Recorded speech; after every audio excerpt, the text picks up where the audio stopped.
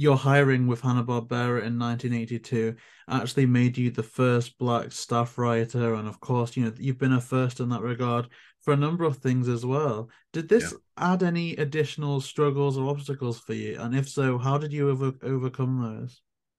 Well, it's always an obstacle because racism exists and it's inherent in the in our society. And for a lot of people, it's blatant. For some people, it's blatant. For a lot of people, it's just sort of invisible and they're not aware of it. And by that, I'm talking about not people of color per se. So it's always a barrier. You're always battling it on some level. I'm still battling it now. But that being said, the cool thing about animation back at that moment, right at that moment in time, was that all the older white guys were sort of retiring and or dying off, and there was a genuine need for new blood. So there's that.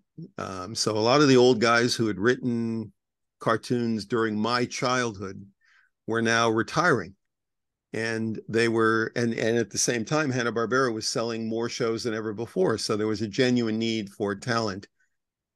um, that being said, the other thing that really helped was that cartoons were considered something of an industry ghetto at that particular time, and so the competition wasn't as fierce to get into it as it is today. Now, mind you, there were a lot of people who wanted to get into it, but it's not like today where cartoons are cool. Now you've got Rick and Morty, and you've had The Simpsons for a number of decades, and you got all these cool cartoon shows. So you've got all these kids graduating from college, and they want to make cool cartoon shows for Adult Swim or for Nickelodeon or for Fox Animation Domination, or, I mean, there's this whole, it's got cachet now. It did not have cachet back in 1980 or 81 or 82. uh, the things that were cool were sitcoms and movies, and so people who wanted to get into the industry did not think in terms of cartoons. That being said, when I was at Marvel Productions and we were making a lot of Hasbro things like My Little Pony and stuff like that, my first show running gig was for the My Little Pony show, and it was a segment called Moon Dreamers.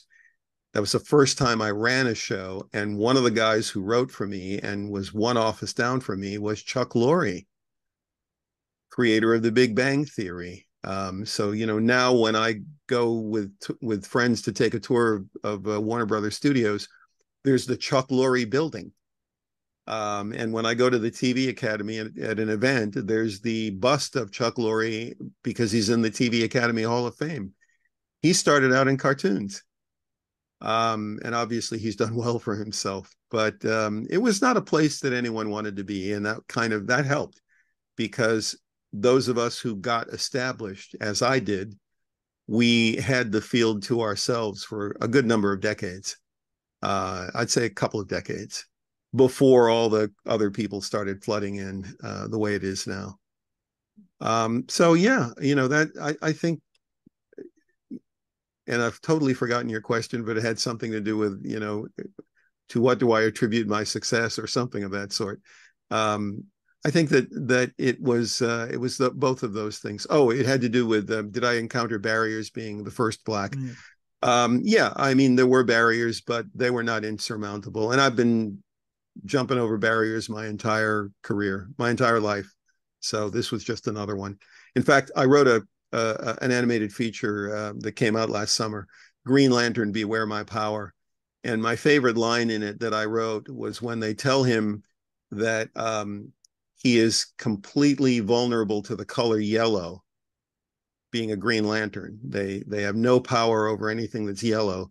He said, I've been up against a color barrier my whole life. I'm not going to let that stop me. And that's sort of my motto.